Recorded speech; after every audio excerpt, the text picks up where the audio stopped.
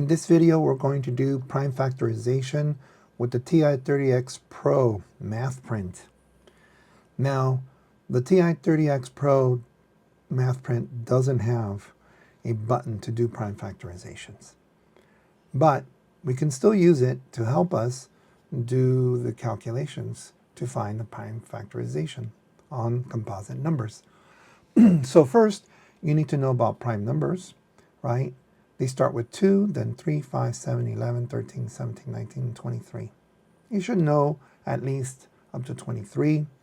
Why not 6?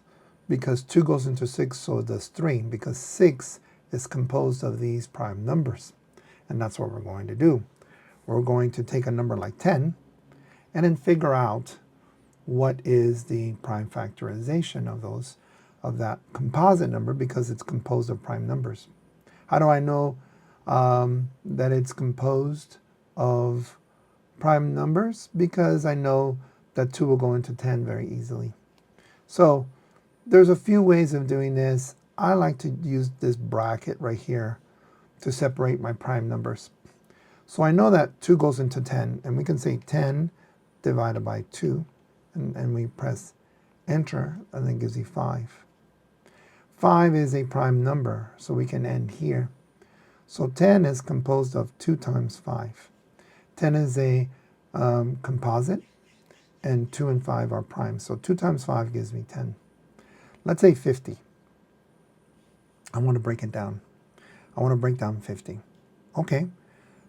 How do we do that? Well, it ends in 0, so I know that 2 goes into 50. So 50 divided by 2. See that? Enter. 25. And I know 5 goes into 25, right? So we can say divide from the answer previously. Divide by 5 gives you another 5. So 50 is composed of 2 times 5 times 5, which is equal to 2 times 5 squared. Okay, 5 squared.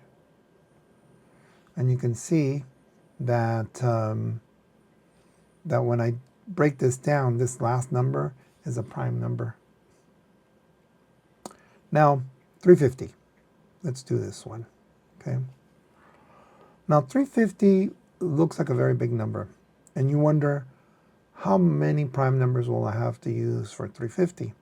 One way to know where it tops off, right? You can take 350 and take the square root of it.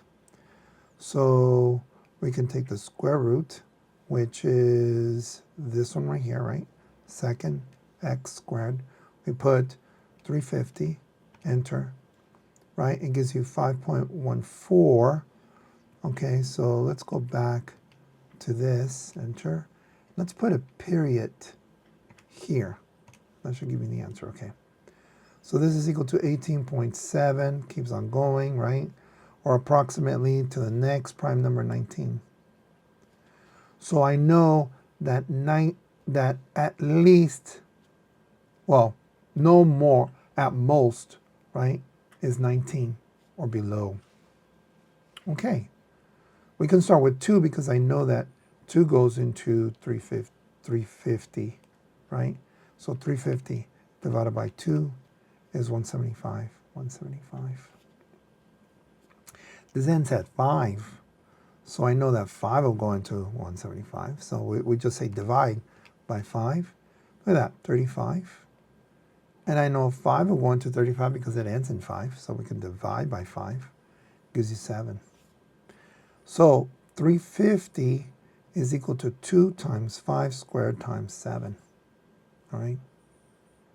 Now, why would you want to use prime factorizations?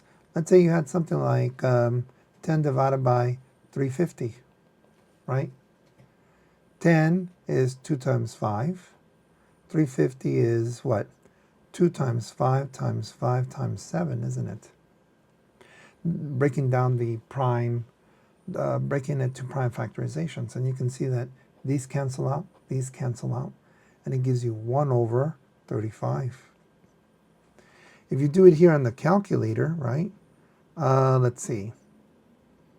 We can say 10 divided by 350 equals And then can we convert that? Let's see, to fractions to decimals over here. Second, right? Fractions to decimal. Take that answer. Look at that, 1 over 35. Or let's use the fraction button. 10. Bring down 350. Let's see what it does. There it is, 135. Even easier, right? Now, 101, let's look at 101, okay? Is that prime? Well, if you take 101, take the square root of it, right? To find out what's the, what likely is that the number that will enter this, will, what number, what's the likeliest number, the highest likeliest number that is prime that will go into 101. So this is 10.04. So 10, we look at this list, 11. So 11.